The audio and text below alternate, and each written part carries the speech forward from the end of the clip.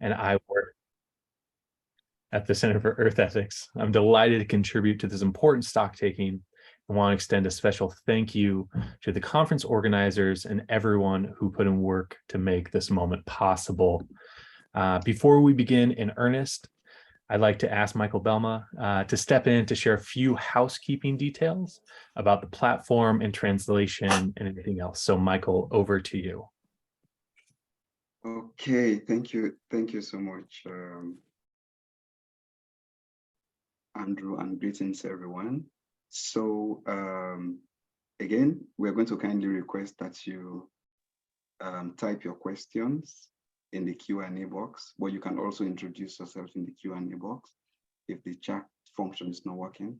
And also, just so you know, this call is being recorded for your reference and for the benefit of those who are not going to be able to join us for various reasons. There is also a live simultaneous interpretation for French, Spanish, Arabic. So you can go to the globe icon and select a language of your choice. For Arabic, kindly select Portuguese, and then you'll be able to hear the Arabic interpretation. So we'll keep reminding you, as other people join. Thank you so much, and back to you, Andrew. Thank you, Michael. 2 years ago, during the Food Systems Summit, the Faith in Food Coalition hosted 6 dialogues that brought together stakeholders from across the spectrum to raise awareness, surface solutions, and build pathways for cooperation that were not there before. It was inspiring. And I'd hoped that when we got here today to this stock-taking moment, that I would have seen more progress been made. But in the 2 years since the summit, our food systems are seemingly as entrenched as they were then, and in many cases, due to accelerating climate change and unmet monetary and development commitments, as well as outright greed by some corporate actors, food security has weakened with rising food prices around the world. It's understandable to feel hope fading. It's understandable to be angry at these processes and wonder why more action hasn't occurred. But despite the backsliding and in some cases a lack of progress, we know that the solutions are in sight, and we get to hear some of those solutions today. And we know what is possible, and that the path ahead, even though it is daunting, that the work remains and that hope remains. And we can see, and because of what we have seen through our collective action in the past, we know what is possible in the future. This dialogue is the third and final dialogue in a set of 3 that we have hosted alongside World Vision International, UNEP's Faith for Earth Initiative, the MENA's Women Coalition, and of course, the rest of the Faith and Food Coalition. I am honored to be in this work with all of you, and I want to give a special thank you to everyone who participated in our previous dialogues. As we move through this side event today, I will be integrating some of the points and calls to action that came from the previous sessions to help supplement what we hear from our speakers today, whom I will introduce in turn as the call proceeds. But for now, I want to share a message from Sir David Nabarro, who serves as Special Representative of the UN Secretary General for Food Security. So I'm going to share my screen and hope that everything works. Off we go. Hi to everybody. I'm really pleased to contribute to this important side event. I'm just so sorry that I can't be with you in person. Food and Faith dialogues took place in advance of the Food Systems Summit in 2021. They were so important. They reminded us of the crucial role that faith communities have in grounding everything that we do, both individually and collectively. They help to advance the Sustainable Development Agenda. They help us with values, solidarity, and mutual accountability, and not only accountability to each other, but also to the natural environment. Indeed, this UNFSS Food Systems Summit +2 Stocktake is taking place in a period of unprecedented challenges for all people and for our planet. And faith communities are often in the front line of the responses to these challenges. People of faith are actively aware of just what's happening and how tough things are.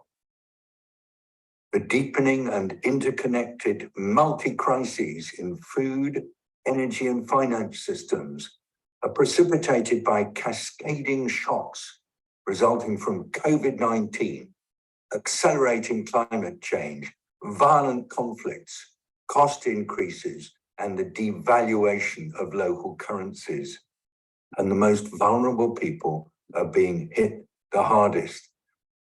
And these challenges are really serious in low-income countries, especially in Africa, as well as countries that have been and still are in conflict.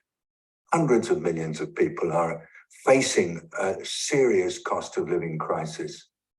According to the latest 2023 Country Vulnerability Assessment completed by the Global Crisis Response Group, 103 countries are highly exposed to distress in one of the three areas: food, energy, and finance. And this is an increase from the 94 countries it identified in 2022. And what we're seeing is deepening poverty everywhere, obviously particularly seriously in low-income settings. And you know, this is really challenging the social contract between poorer people and their governments, and between the governments of low-income nations and those of high-income nations. Where is the support, they say? Crisis conditions are actually stalling investments to advance on the 2030 Agenda for Sustainable Development and increasing the risks of instability, unrest, and quite frankly, a failure to realize the extraordinary promises that were made in 2015. And so despite the responses initiated by governments, international organizations, multilateral development banks, and others, the crisis situation remains particularly acute for low and middle income economies. Efforts for a more substantive, systemic response are being mounted with recent conferences, for example, in Paris, or new approaches being developed by the development banks. But is it enough? Will there be sufficient debt relief to really make a difference to the 50 or so countries that are having difficulty with debt servicing? Will it be possible to combine life-saving relief with longer-term action to mitigate shocks and strengthen resilience, not just to food, but in relation to climate, nature, finance, energy, and health, because they're all interconnected? And looking forward to the Stocktake moment, I'm talking to you just 3 days beforehand, as well as the forthcoming SDG Summit in September and Climate COP28 in December, I'm guided by the 7 principles that emerged from the food and faith dialogues in 2021. They're so poignant, so important. Remember, interdependence, truth, reverence, respect, compassion, solidarity, and empowerment. Quite simply, faith groups are vital because they ensure that attention remains fixed on delivery of the Sustainable Development Agenda for people who are the hardest to reach in order that they don't get left behind. We must advocate and amplify the need for structural, systemic transformation. We must work actively for the reform of local, national, and global systems, including those that mean that countries are in terrible debt and can't afford health and education payments. And we must continue to dialogue because faith groups are trusted as conveners with the ability to bring together a range of many stakeholders in ways that transcend the fractures and divisions within societies. Thank you very much. I hope it goes well.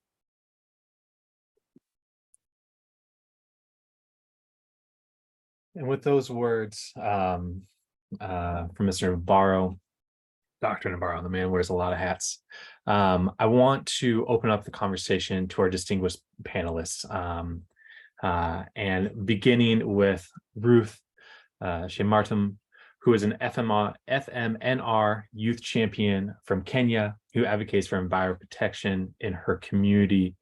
And Ruth, if I can begin to ask you to share your experience or reflections on strategic engagement between faith actors and other stakeholders, and what you're seeing and experiencing and doing to transform our food systems. Over to you. Okay, thank you, Andrew. From my experience working with World Vision, which is a Christian-based organization, the farmer-managed natural regeneration, that is FMNR, approaches targets rural communities in the arid and semi-arid lands, that is assaults, through training them on restoration of our environment to overcome negative effects of climate change. Collaborating with faith actors promotes the uptake of FMNR, as they are among the trusted opinion shapers in our communities. Also, complementing FMNR with models like climate smart agriculture, which advocate for the growing of high-value crops that are drought tolerant, like green peas, beans, cassava, black nightshade, sorghum, among others, contribute to climate resilience. I learned about FMNR from World Vision, and this excited me. Working for over 4 years now in our community, I work with other young people to create awareness on FMNR. Farmers have adopted this simple, low-cost practice, and now we have plenty of food. We have also learned to plant fruit trees such as mangoes, bananas, pawpaws, and oranges. Children in our community who were once affected by malnutrition are now healthier because they eat balanced diet. In FMNR, we protect our indigenous resources and trees, giving us social, economic, and environmental benefits. We no longer have to travel far in search of fuel wood and pasture for our livestock. Our crop yields have also increased due to increased soil fertility resulting from the presence of trees. Indigenous trees regenerated from FMNR provided a suitable environment for honey production. In our homestead, we use honey to cure coughs, sweeten tea, or porridge. In other domestic uses, we consider honey a healthier option compared to using sugar. To achieve maximum benefit from practicing FMNR, we have been trained on getting alternative sources of livelihoods, such as poultry keeping and pasture management. From these, farmers are able to sell chicken or pasture and use the proceeds to purchase food for their families. We have also learned to save and grow income gained from practicing FMNR through World Vision's Savings for Transformation, that is S4T groups. With models such as FMNR, we are assured of a sustainable food system with food security and diversified sources of nutrition. Thank you. Ruth, thank you. Inspiring words. And I wanted to follow up and ask, because we know that a healthy food system is so important for a healthy ecosystem. And so I'm curious from you, how does the FMNR practice support the health of the ecosystem for humans, for plants, and all animal life? Okay, thank you, Andrew. The FMNR practices involve the regeneration of indigenous tree species, thus increasing tree cover and biodiversity on farmlands. These trees increase soil fertility and provide shade, creating a conducive environment for growth of healthy crops and boosting yields. Trees are also source of herbal medicine, fodder for livestock, while fruits and the leaves are nutritious vegetables eaten during the dry season. Everything is interdependent, therefore, a healthy environment means healthy crops, healthy animals, and healthy people. Thanks so much, Ruth. And I think that's so resonant with interventions that came from our previous dialogues as well, really looking at these connections beyond the food systems themselves, but how do they connect to the SDGs? How does it connect to biodiversity? I think so often we can feel siloed in our focus and how we choose to address these issues. And so to see these incredible results for nutrition, for the farming, for the growth of economy, that this FMNR process has done in Kenya, but also the impacts of the natural world, to me is very inspiring, something that I know can be replicable, and I'm excited to see how it continues to grow. And now I want to move us to the MENA region, if I can, with two speakers from the MENA Women's Coalition, Shaza Hamo and Kauthar Ahmed. And so I will hand it over to you two to share your experience, the solutions that you have been raising and creating, and also the challenges that you're experiencing in your country. So please, over to you. I think we'll begin with Shaza if we can. Assalamu alaikum.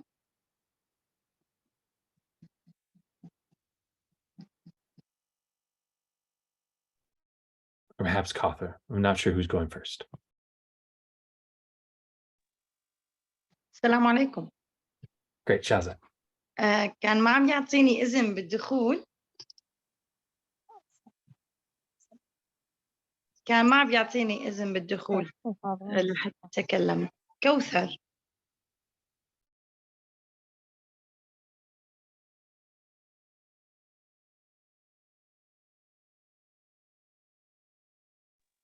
أوكي كوثر تتكلمي يمكن أنت مداخلتي قبل.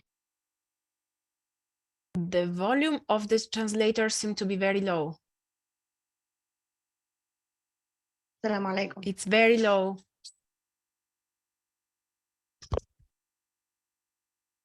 Not really. No.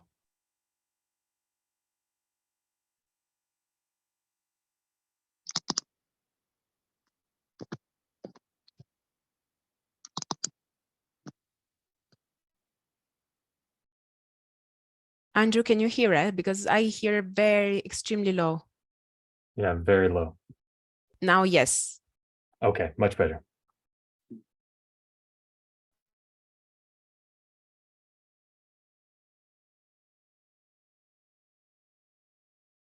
I think she's muted.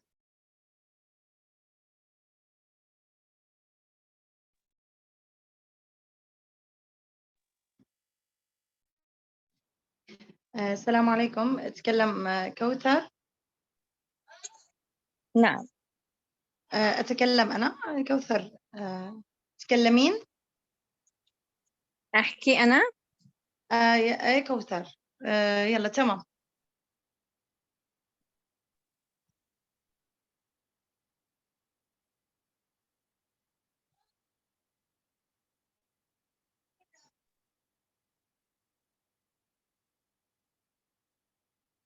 بدكم أحكي أنا؟ تفضلي تفضلي. طبعا أنا كوثر من الأردن، حصلت على منحة من التعاون الدولي الألماني الGIZ عام 2021 لتمكين السيدات اقتصاديا وتأهيل حدائق منزلية لزراعتها بالزعتر والزعفران. كان عددها 16 حديقة يستفيد منها أكثر من 500 فرد على مستوى المنطقة. كانت مبادرة فردية للاستجابة للآثار الاقتصادية لجائحة كورونا، وتم بناء قدرات السيدات لمعرفة طريقة الزراعة والاستفادة من المنتوج للغذاء والدواء والاكتفاء الذاتي وتحسين الوضع لإنتاج الغذاء والدواء والاكتفاء الذاتي، مما حقق أو خفف من العبء المالي وتحسين الوضع الاقتصادي للأسرة.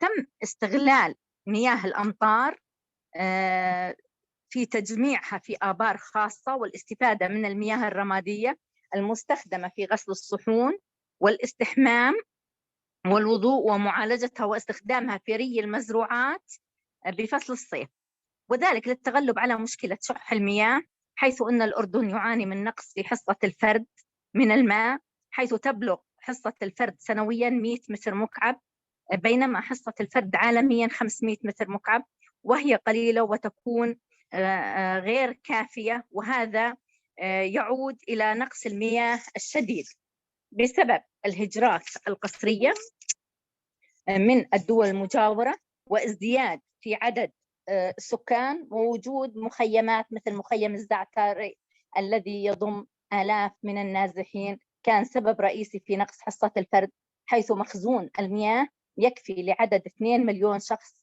بينما يوجد أكثر من 11 مليون شخص في الأردن. أيضا سوء لاستخدام شبكات توصيل المياه، حيث هناك هدر كبير في هذه الشبكات، وهناك نسبة 59% من المياه الجوفية تعتمد عليها الأردن في احتياجاتها، مقارنة مع 27% من ما نسبته في استخدام المياه السطحية، إلى جانب حوالي 13% من المياه المحلاة. التغييرات المناخية وزيادة نسبة الكربون هذا يؤدي إلى شح المياه. هذا المشروع طبعا انعكس إيجابيا على السيدات المستفيدات وأسرهن، ولدينا العديد من السيدات الراغبات في مثل هذه المشاريع التي تدر دخلا إضافيا لتحسين سبل العيش لهن ولأسرهن. المشكلات اللي واجهتنا: عدم وعي المؤسسات المجتمعية وخاصة الدينية في نشر الوعي بين أفراد المجتمع والتي تدعم الأمن الغذائي، حيث نحن مجتمع خليط من عدة جنسيات مختلفة وطوائف دينية متعددة، تضم المسيحية والشركسية والدروز وغيرها، بالإضافة إلى النازحين نتيجة الهجرات القسرية من الحروب في الدول المجاورة.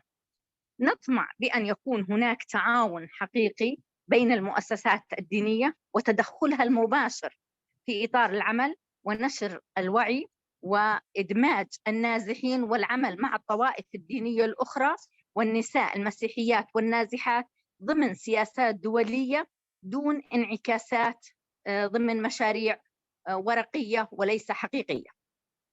هذا العمل يحتاج إلى قدرات مادية وندوات ومحاضرات توعوية لدعم والمحافظة على الأمن الغذائي، حيث أن الغذاء دواء والدواء غذاء، وهناك دور فاعل ورئيسي لائتلاف النساء اللي هي MWS في تبادل الخبرات في المجتمعات ومختلف الدول. هذا ونحتاج إلى دعم خاص لهذا الائتلاف من أجل تحقيق نتائج حقيقية وواقعية لهذا المشروع، ونحن ننوي مستقبلا العمل مع جمعيات متعددة الأطياف والديانات وجمعيات بيئية وزراعية في هذا المشروع الناجح تحت إشراف MWS ومساعدة وتمكين السيدات ضمن هذه المشاريع الناجحة التي تدعم المرأة في مختلف القطاعات. وشكرا. Thank you so much for that intervention and for your words. And please, over to you, Shaza. السلام عليكم ورحمة الله وبركاته. أنا اسمي شذى حمو من مدينة حلب. أنا قاطنة في شمال غرب سوريا، مديرة مؤسسة أمان لمناصرة المرأة السورية سواء المهجرة والمقيمة على حد سواء في شمال غرب سوريا. أيضا القائمة بتمكين المرأة بمجال الأمن الغذائي.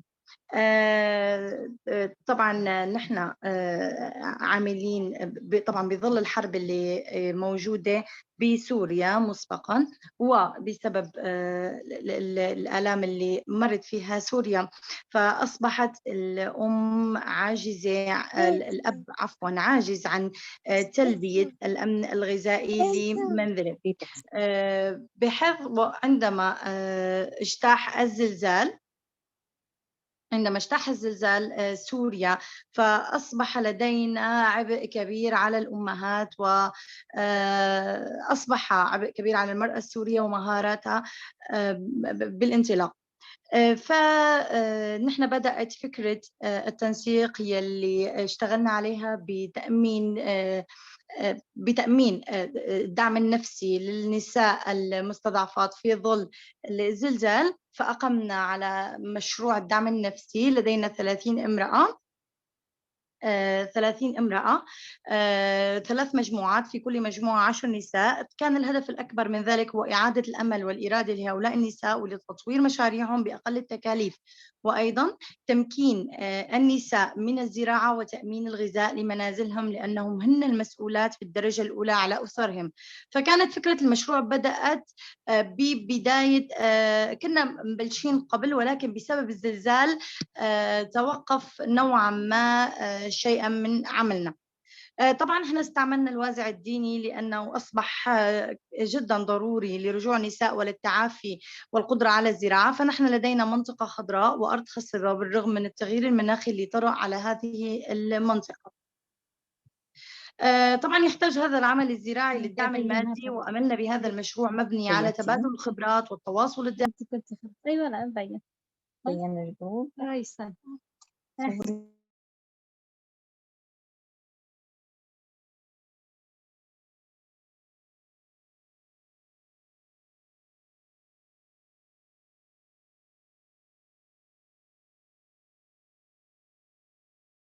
Well, Shaza, you have muted yourself.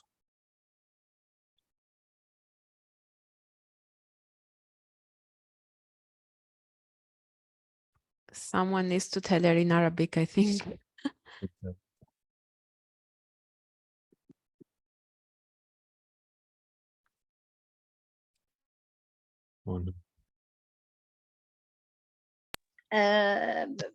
بشكل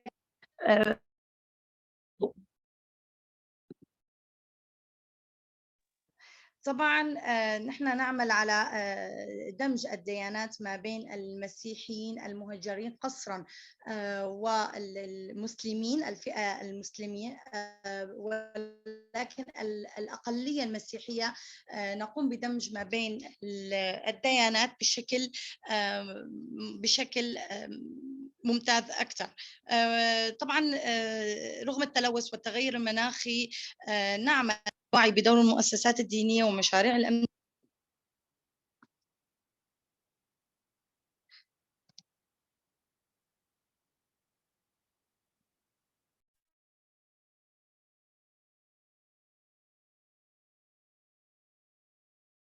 Well, thank you so much for those interventions, Shaza and Kauthar both. And some notes that I took away from it is, one, we cannot undervalue the psychological, the mental impact that these moments are having.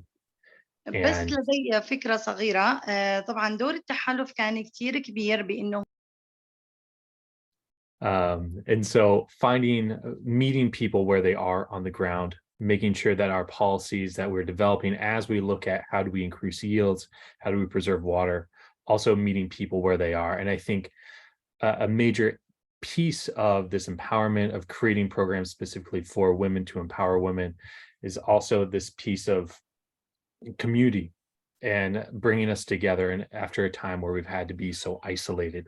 And so as I look at these interventions, these solutions, so much of it is this Is this is meeting what needs to happen in terms of production, but also meeting people where they are and creating community and creating moments of peacemaking and community building so that we can achieve what we know we want to achieve individually and do that collectively.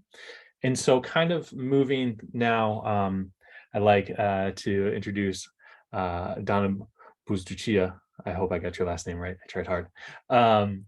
Is to kind of, because I know World Vision does so much at that intersection of community building and then working at the policy level as well. And so I'd like to ask you to share some of your experiences of what's working and what sort of policy we're advocating for in these moments.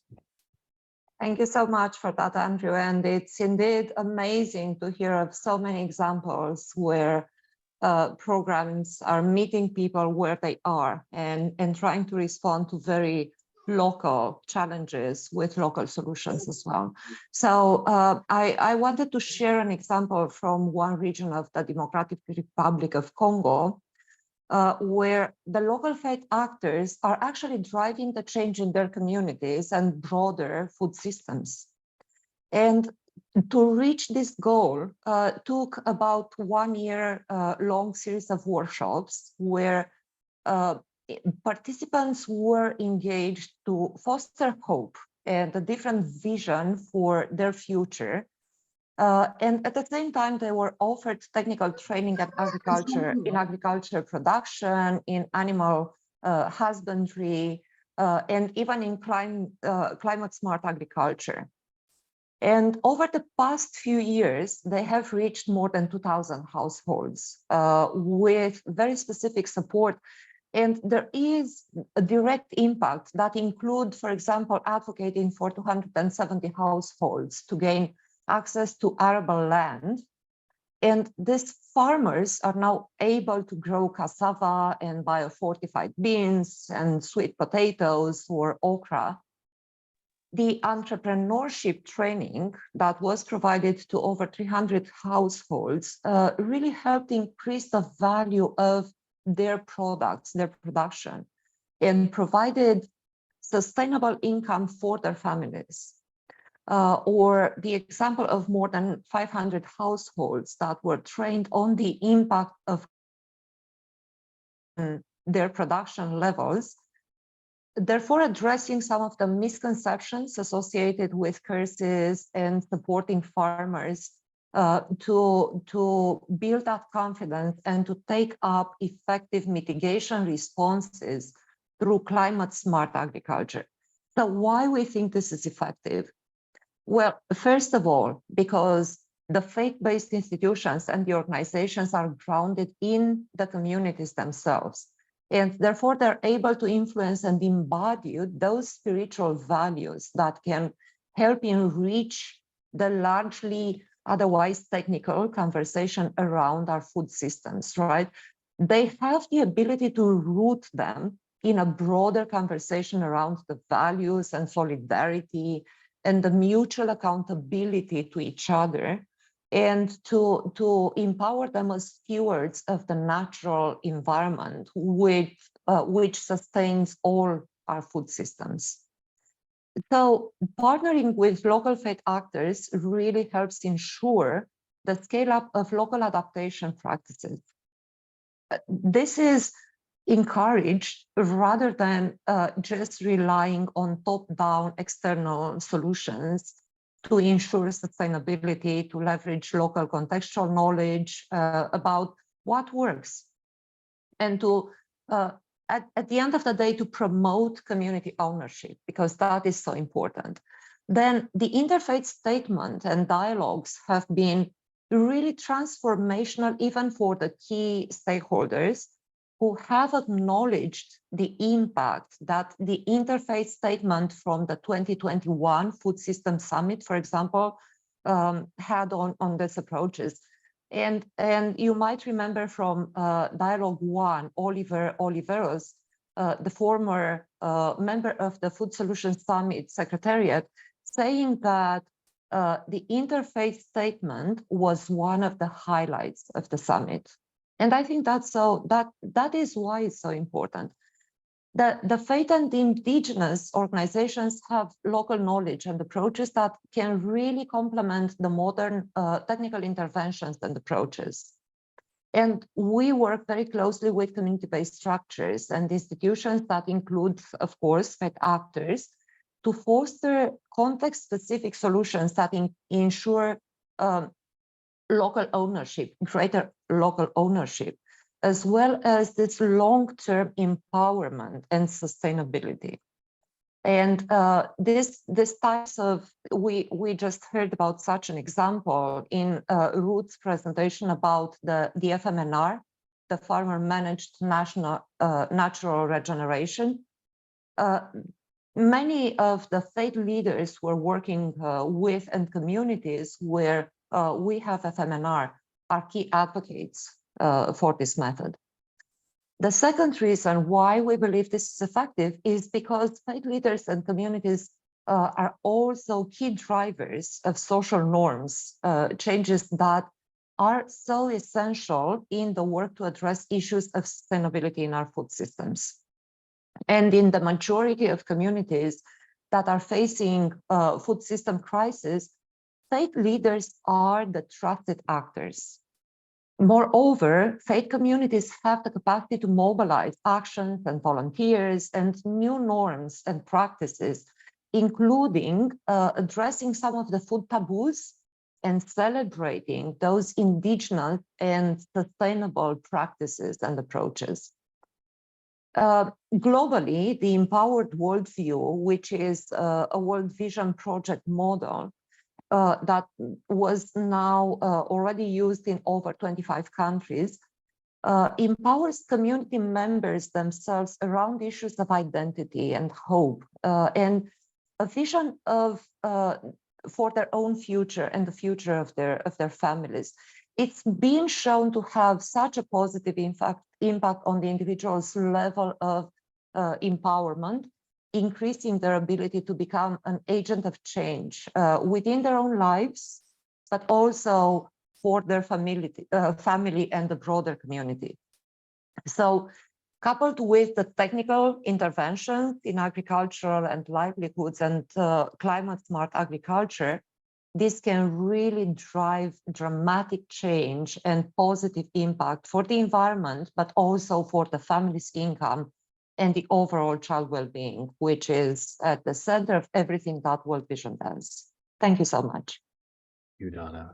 And I know I have, from all the speakers so far, many questions and follow-ups of my own, but I want to, rather than me doing it, I want to encourage, if you have any questions for those in the audience, please put them into the Q&A.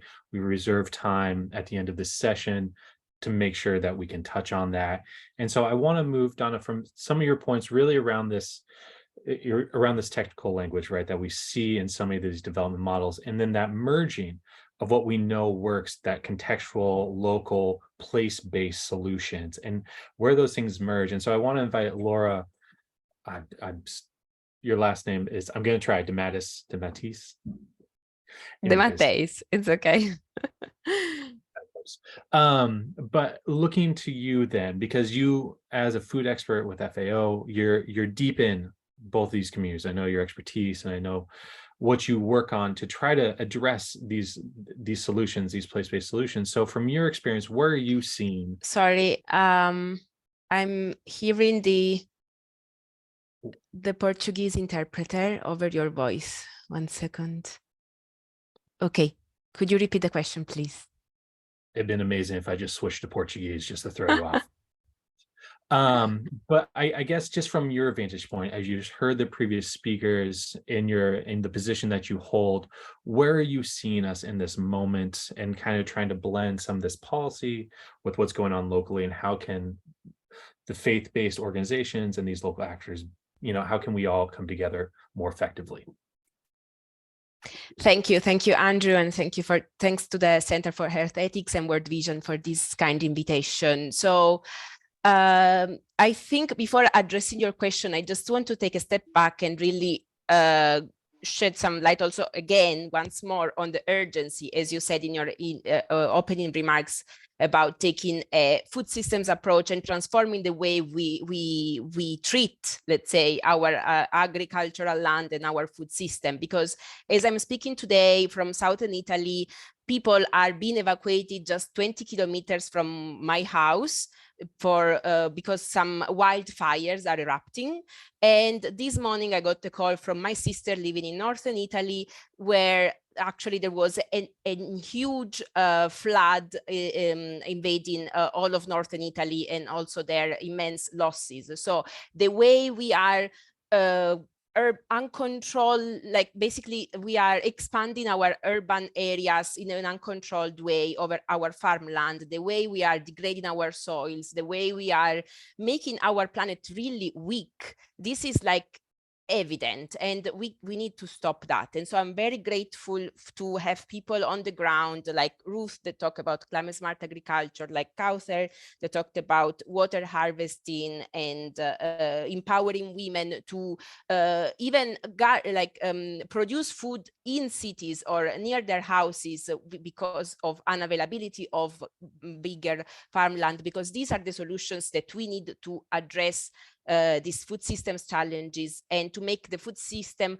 from a weak and exhausted food system to a more resilient one, and to a stronger one that makes not only like the planet more resilient, but also the people. Because if the food we eat is polluted, is contaminated, people get sick, and this is a whole cycle that never ends. So I think it's very important to have these people on the ground that do the hard work day by day. But also, as you ask me in your question, is okay, but how does this play out at the global level, in the global fora? Right now, we are speaking at the side event of the UN Food System Summit, and where global leaders are meeting and are discussing at a much higher level, more technical level, as Dana was saying, all these challenges. And where are the people in this kind of fora? Where are the faith communities? Where are the people working on the ground? They are being invited, but it's not enough. So I think there is a need to reflect as faith communities, as religious leaders, on how can we elevate these voices from the grassroots action that need to happen to the policy fora, to the policy dialogue. I'm working in the Mediterranean with countries like Albania, Jordan, and Morocco to accompany the governments to formulate some policies and strategies. But unfortunately, even though we engage a series of actors, I fail to see enough engagement from faith communities at, let's say, the institutional level, unfortunately. So I think there is a room for strengthening, let's say, this kind of engagement. And it needs to be, let's say, a mutual effort from, let's say, the usual food systems actors to open up, expand their stakeholder base, and realize that there is a gap, that there are some people that we are not listening to, that we are not engaging enough. And like having this kind of event where you have both sides of the coin in a way, you have inviting people like me that work for the UN agency, is helping like open up our mind and realizing that there is a need to be addressed, that there is a weakness. But also I think it needs to be an effort by the faith-based organizations themselves to really position themselves, make themselves seen, heard as food systems actors. So we have now a wealth of information following the Food System Summit 2 years ago about what countries want for food system transformation. There is an online repository of what each government put forward as their priorities. I will put the link as soon as I finish speaking in the chat for everyone to have a look. So one concrete step, next step would be, okay, with your food faith-based organization, have a look, download the document that is specific to your country, and see what is that the policymakers are talking about, what is that the people in power are talking about in terms of food system transformation, and try to match what they are saying with your values, the values of compassion, the values of respect that we were talking about. And then you could also maybe think of reaching out as a coalition, as a group, as an organization, reaching out to the decision maker and say, okay, we know that you want to do A, B, C. We in our organizations are doing A, B, C, and try to match these priorities and translate and try to speak from a common language. Because I think, yeah, the problem is communication sometimes. We are all working in silos. We are all preaching to the choir and speaking to our, let's say, within our garden, but we need to try and think a bit beyond, a bit more the interconnection between the players in the system. I'll stop here, and if you have any follow-up, Andrew, I'm available. Thank you, Laura. And I'll put a link in the chat now. Thank you. I want to open up space because I know I have questions, but to encourage anyone to add something in the Q&A or in the chat for us to raise up. I'm seeing some moments in the chat, but I guess there is this question of, and I think it really comes down to this viewpoint, as you're saying, of we can see at this macro level, we can see the big problems. We know how much food we need to produce, water we need, and yet so much of that's being lost. Have you seen, Laura, effective examples of that happening, of a faith community or a culture-based community, or really any sort of advocate that has helped break through into these technical moments of pathways that can be followed? Because I think there is so much, when people see these big institutional moments, they feel like there's a brick wall. How do I talk to a decision maker? How do I get through? It's daunting. And so I guess from your vantage point, have you seen examples of that? Maybe I can share two quick examples. One where as a FAO in Egypt, we worked with, it was the period of Ramadan. And so we worked with some religious group to raise awareness on food waste and reducing food waste during the Ramadan festivities. And in that case, I think it was really a matter of reaching, I think it was maybe initiated by the FAO country office to really knock on the door of this religious group and think together, okay, how can we make, for example, a campaign together to talk to people, even on social media, on TV, on how to avoid surplus food, how to avoid wasting food that is so precious, let's say.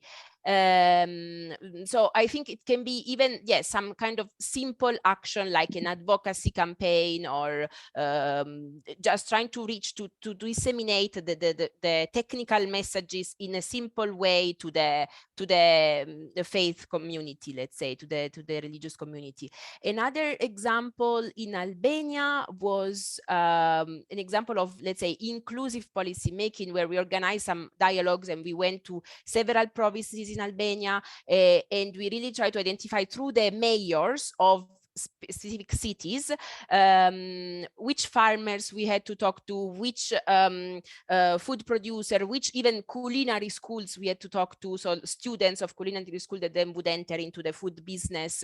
So there I think the local government, the mayors, were really key in telling us, okay, these are the people more active in my community, go and talk to them. And then so we had a series of local dialogues in 3 provinces. We wrote up a summary document, and then we brought this same document to the Ministry of Agriculture and the Ministry of Environment, saying, okay, this is what the people on the ground are saying, and these are their needs. And so let's say we acted a bit as an intermediary, as a mediator in a way between the local and the national level. But yeah, I think national government, like local government, sorry, like mayors could be maybe an entry point, for example, into this discourse.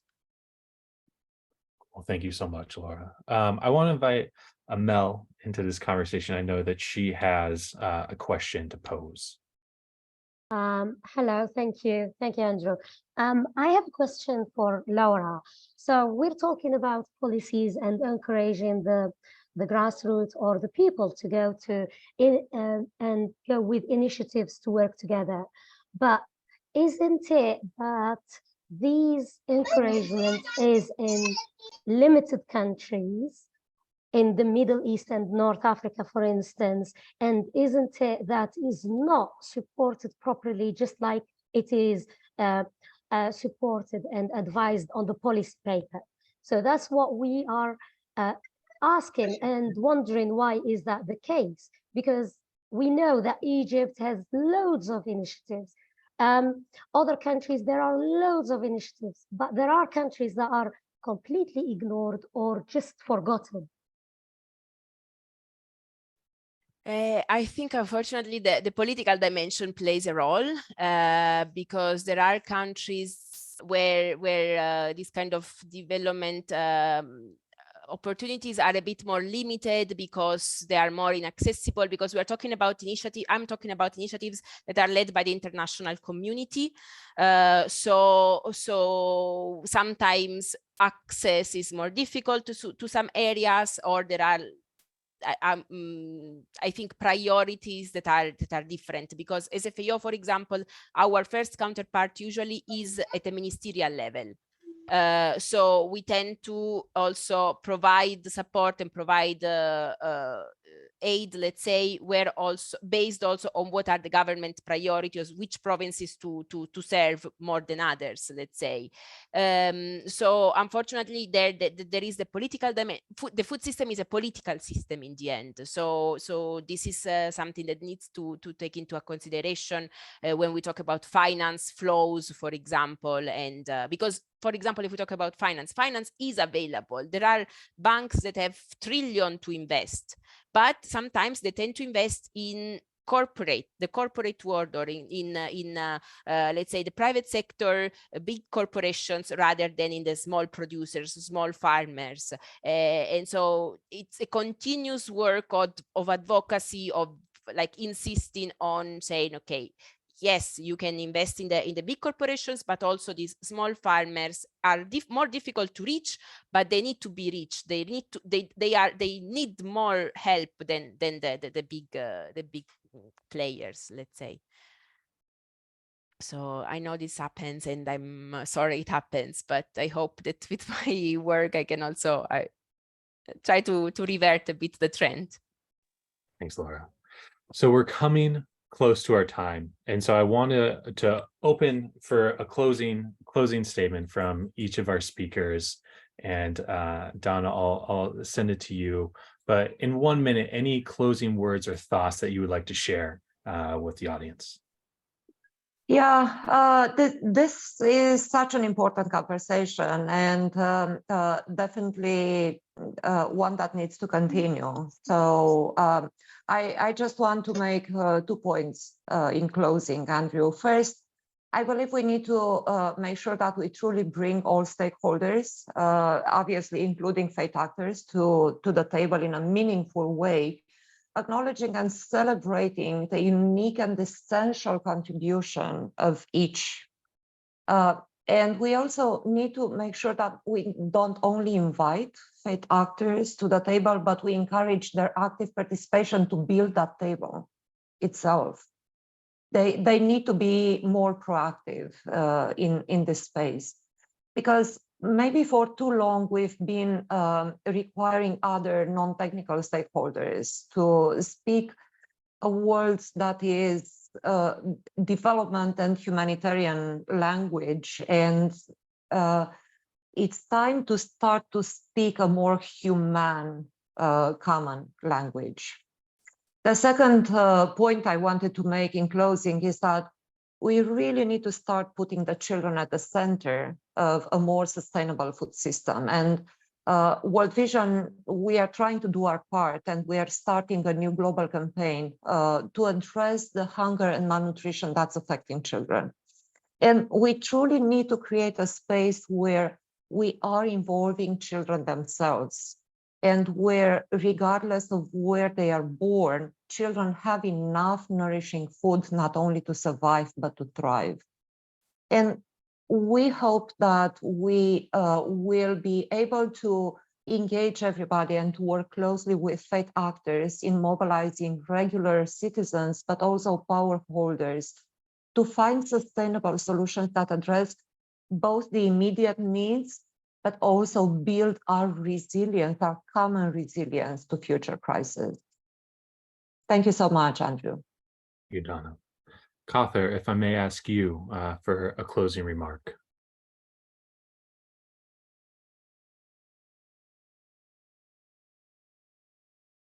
Oh, you're still muted. لدي مداخلة حيث احنا نستطيع العمل مع المنظمات الدولية الموجودة في كافة أنحاء العالم وبالتعاون مع المؤسسات الدينية لإصلاح النظام الغذائي والوصول إلى غذاء خالي من المواد الكيماوية من خلال مزروعات تخلو من الأسمدة الكيميائية وأدوية أيضاً، وتعتمد على الزراعات الجيدة وإدماج السيدات وتدريبهن على إنتاج أنواع متعددة من الخضروات والفواكه بزراعات منزلية داخل أسس وأسطح منازل. كمان برضو بدي أحكي نقطة أخرى اللي هي إحنا اشتغلنا على مبادرة إنشاء بنك طعام مع أصحاب المطاعم، نأخذ منهم الطعام الزائد عن حاجتهم ونقوم بتوزيعه على الأسر الذين يحتاجونه. وشكرا. Thank you so much. Shaza, please, over to you. اوكي. طبعا احنا بما انه بلشنا بمجموعات المجموعات اللي اشتغلنا عليها بظل الزلزال، لدينا مشاريع قائمة بحد ذاتها. في بعض الحواجز او المعارضات اللي هي او التحديات اللي هي عم بتواجهنا من خلال عدم تقديم المساعدات من المؤسسات الدينيه او من المؤسسات الاقتصاديه. فنحن بحد ذاتنا مشروع قائم، ولكن نحتاج الى بعض الدعم للاستمرار، بما انه شمال غرب سوريا نوعا ما يمتاز بالأرض الخصبة ويمتاز بالتربة الصالحة للزراعة. فهؤلاء النساء ممكن حتى نحتاج إلى نساء أكثر يحتاجون للدعم النفسي، وبنفس الوقت نقدم لهم المساعدة لحتى أن يقدموا الأمن الغذائي والاكتفاء الذاتي بأنفسهم. ويعطيكم العافية. Thank you. Thank you so much. Laura, a final word from you. Maybe final word, since we are talking in the framework of the stocktaking moment, and it seems that it will become a biannual appointment, let's say a regular one. We are having now this side event, and I think at the summit you already participated in some form with the Faith and Foods group. So try to think about how do you want to see yourself engaged in the next step 2 years from now. Can you be in the room? Can you be there and physically meet these global leaders? Can you send 1 or 2 representatives? Already start thinking about it from now, so in 2 years you will be ready for that. Thank you so much. I think that's a good call to action. Over to you, Ruth. Okay, thank you, Andrew. I would like to say that it is important to realize the importance of and role of each stakeholder in the food system, and ensuring they all work together from individual consumers and industry bodies to primary consumers and body manufacturers. Secondly, we should consider diversification of livelihood and nutrition sources. This can combat over-dependence on one food variety. Additionally, we should encourage the participation of youth in food production. They can be provided with seedlings for fruit trees and drought-tolerant crops to boost production and promote consumption of healthy and nutritious foods. Since youth make up the majority of our population, their participation will contribute to food sustainability to meet the high demand. As I conclude, we need to acknowledge the role of youth, children, parents, faith actors, political leaders, and even the environment in offering a sustainable food system. Thank you. Back to you, Andrew. Thank you so much, Ruth. And thank you to you all, to the speakers, and to those who are listening today, and again, to the organizers of the Stocktaking moment. I couldn't agree more on the youth. I have two young ones myself. As a parent, you have to see the world in a different way. And I think there is tremendous opportunity. There's an enormous amount of frustration.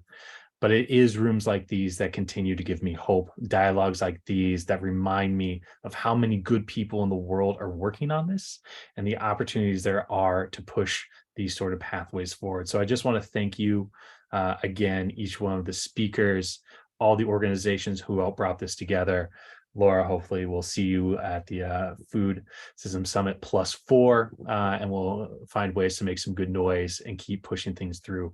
Blessings to your siblings in Italy. I hope everything works out all right. Those are scary times, and I know each of us is experiencing it in our own way. So with these words, I want to say thank you and goodbye. I hope everyone has a wonderful rest of your day, that you get some good food and good times that are restorative and restful. Thanks so much. Bye-bye.